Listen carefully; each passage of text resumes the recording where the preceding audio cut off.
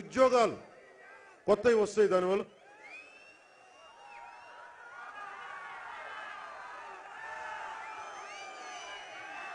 ఇవి మొత్తం చెప్పలేదు మేనిఫెస్టోలో, ముఖ్యమైన అంశాలు మటుకు చెప్పాను. ఇంకొక 2 రోజుల్లో జనసేన మేనిఫెస్టో తాలూకు పూర్తి ప్రతిని నేను మీకు అందరికీ విడుదల చేస్తాను. ఈ మేనిఫెస్టో అనేది ఉద్దేశం, ఇట్స్ ఎ ప్రామిస్. నేను ఈ ప్రామిస్ చేస్తానని స్వామి వివేకానంద ఒకటి చెప్తారు, మానవ మేధస్సులో వచ్చింది అంటే అది సాధ్యపడుతుందని. చాలా మంది అనొచ్చు ఇది పాసిబుల్ అని, ఇంపాసిబుల్ అంటారు. ఇంపాసిబుల్ అని ఐఎమ్ పాసిబుల్ అని ఉంది. అసాధ్యం అంటారు, అసాధ్యంలోనే సాధ్యం ఉంది. అందుకని చాలా ఆలోచించి మనుషుల్లోని శక్తియుక్తులు బయటికి తీసి విపరీతంగా అభివృద్ధి కోసం చాలా మేధావులతోటి సంవత్సరాలుగా మేధోమథనం జరిపి చేసిన మేనిఫెస్టో ఇది. దీన్ని ఏ ఒక్క వర్గాన్ని కూడా వదలలేదు, అందరికీ అండగా ఉంటాం అని తెలియజేసుకుంటూ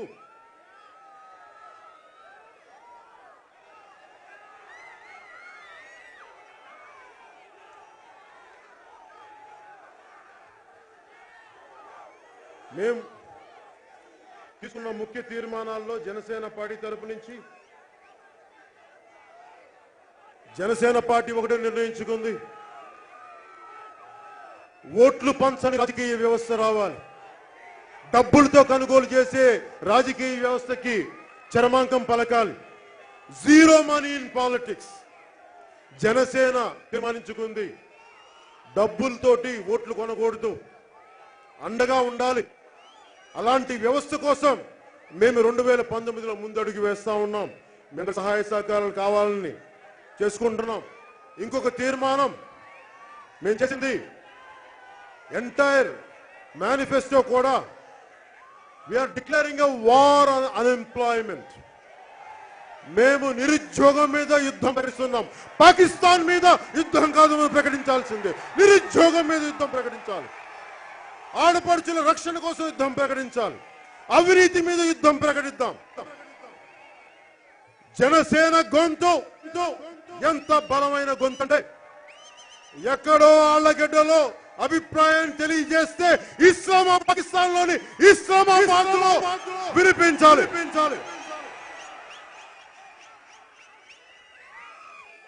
అలాగే జనసేన కోరుకుంటుంది, 1996లో భారతీయ జనతా పార్టీ మా రాష్ట్రాన్ని, మా తెలుగు జాతిని 2 ముక్కలుగా చేశారు. అడ్డగోలుగా నిలువున చీల్చి చెండాడేశారు. మీరు బాధ ఉంది, మాకు కన్నీళ్లు ఉన్నాయి, గుండెల్లో వేదన ఉంది. దేనికి వేదన? మీరు పెద్దలు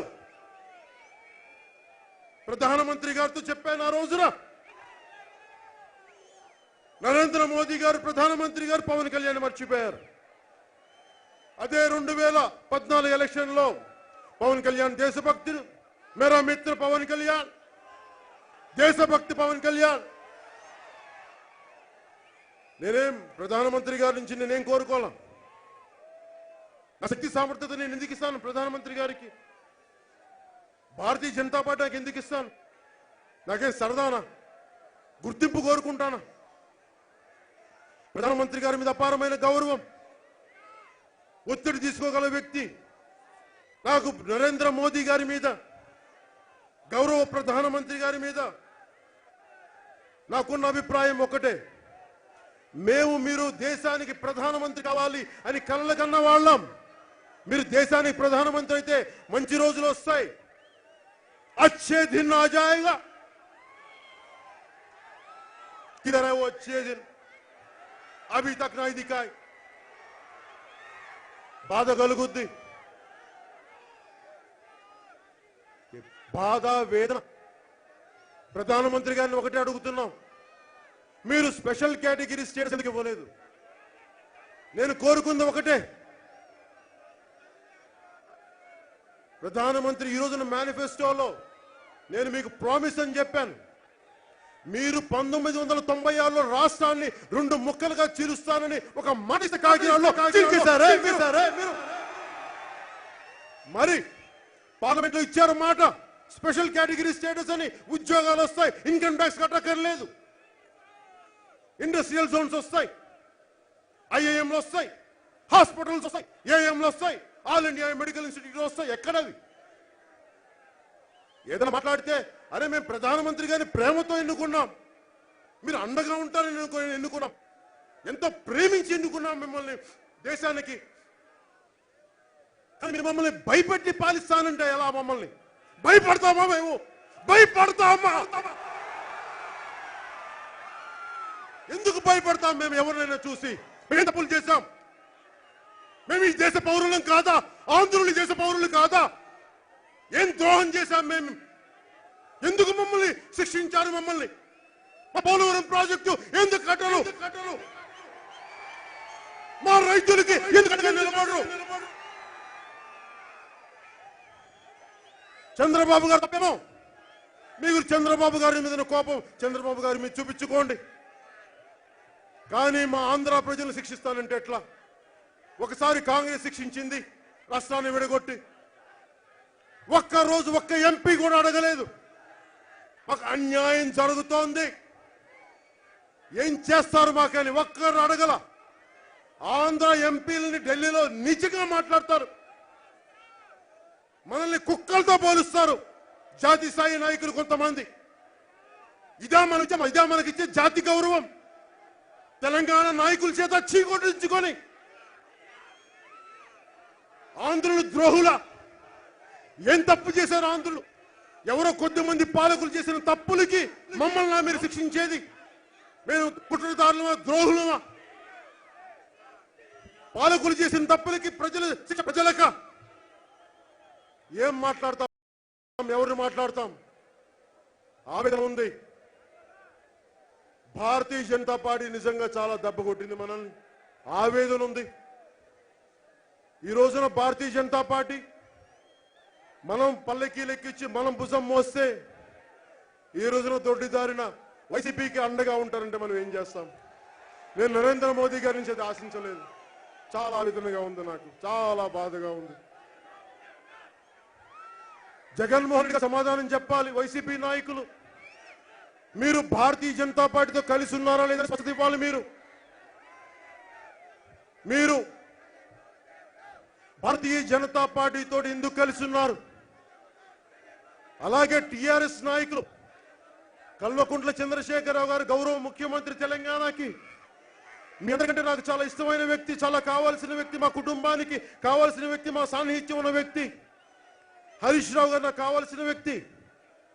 కానీ రాష్ట్ర ప్రయోజనాలకు వస్తే నేను వాళ్ళతో కలిసి లేనే, ఇండివిజువల్ గా ఉన్నానే.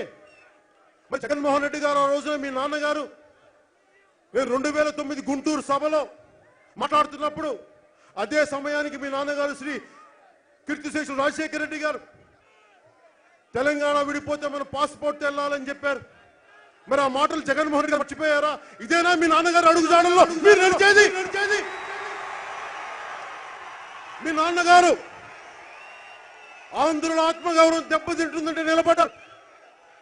ఆంధ్రుల్ని తిట్టిన వ్యక్తిని మీరు ఈ రోజున మీరు కలిసి ఉన్నారంటే ఓకే. చంద్రబాబు గారి మీద మీ కోపం ఉంది, మంచిది. రండి, మీరు రండి, పోటీ చేద్దాం. పవన్ కళ్యాణ్ పోటీ చేస్తారు, చంద్రబాబు గారు పోటీ చేస్తారు, ముగ్గురిని కలిపి పోటీ చేద్దాం. మధ్యలో అక్కడ తెలంగాణ నాయకులు మనం చీకొట్టినప్పుడు మీరు వెళ్ళి అక్కడి నుంచి కేసీఆర్ గారిని ఇక్కడికి ఎలా తీసుకొస్తారు? నాకైతే నచ్చలేదు. మంచి పద్ధతి కాదు. కేసీఆర్ గారు కూడా నేను ఒకటి చెప్పదలుచుకున్నాం. వారంటే నేను చెప్పే ఉద్యమ స్వరూపం. మీరు ఉద్యమానికి మీరు నాయకులు, మేము గౌరవించాం. ఉద్యమాన్ని నడిపే వ్యక్తులంటే నాకు చాలా గౌరవం. ఎందుకు గౌరవం అంటే అన్ని లక్షల మందిని, అన్ని కోట్ల మందిని ఒక్క హింస తక్కువ చిన్నపాటి ఘర్షణలతో తప్ప తెలంగాణను సాధించిన వ్యక్తి ఆయన మీద గౌరవం. కానీ ఆ గౌరవం రాష్ట్రం ఉన్నప్పుడు చీకొట్టారు మమ్మల్ని.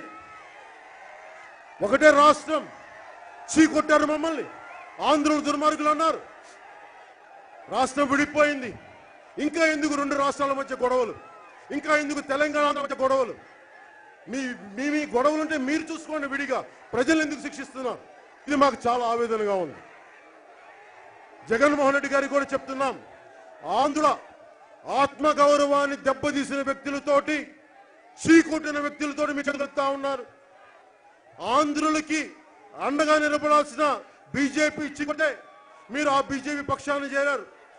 మీ అందరికంటే టీఆర్ఎస్ బలంగా సాన్నిహిత్యం ఉన్నది నాకు, భారతీయ జనతా పార్టీతో సాన్నిహిత్యం ఉంది నాకు, ప్రధానమంత్రి గారు తెలిసింది నాకు. నేను వాళ్ళతోనే విభేదించానే. మన ప్రజలకు అన్యాయం జరిగినప్పుడు మీరు పైకి రావాల్సిన పరిస్థితి ఉంది. మీరు ఇలా అయితే ఆంధ్రుల ఆత్మగౌరవాన్ని మీరు ఎలా కాపాడగలరో ఒకసారి జగన్మోహన్ రెడ్డి గారు కూడా ఒకసారి పునరాలోచించుకోవాలి. చాలా ఆవేదన ఉన్నాను, చాలా బాధగా ఉంది. అలాగే తెలుగుదేశం నాయకులు, ముఖ్యమంత్రి శ్రీ చంద్రబాబు గారికి కూడా తెలియజేస్తున్నాం, మీరు కనుక మొదటి రోజు నుంచి నాకు అండగా ఉండి ఈ పార్టీకి స్పెషల్ కేటగిరీ స్టేటస్ తెచ్చేవాళ్ళు. మీరు పదే పదే మాట మార్చిన విధానం నాకు చాలా బాధ కలిగించింది, చాలా ఆవేదన కలిగించింది. మీరు చేసిన దానికి మీరు పశ్చాత్తాపడాలి, చింతించాలి. ప్రజలకి మీరు క్షమాపణ చెప్పాలి. చంద్రబాబు గారు మీరు ప్రజలకి క్షమాపణ చెప్పాలి మీరు మాట మార్చినందుకు.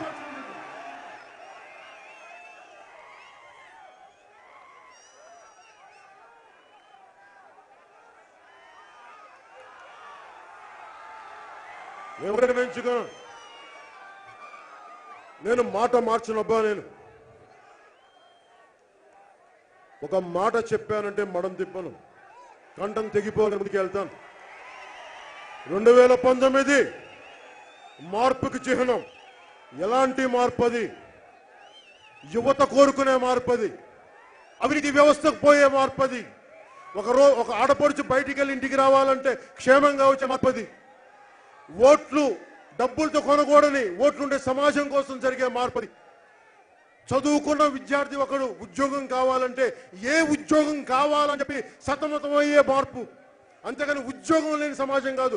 ఏ ఉద్యోగం చెయ్యాలి, 1,00,000 ఉద్యోగాలు అవసరం ఉంటే 10 లక్షల ఉద్యోగాలు క్రియేట్ చేయాలి. అప్పుడు కానీ మనకి ఈ రిజర్వేషన్ల గొడవలు తగ్గాలి అంటే 1,00,000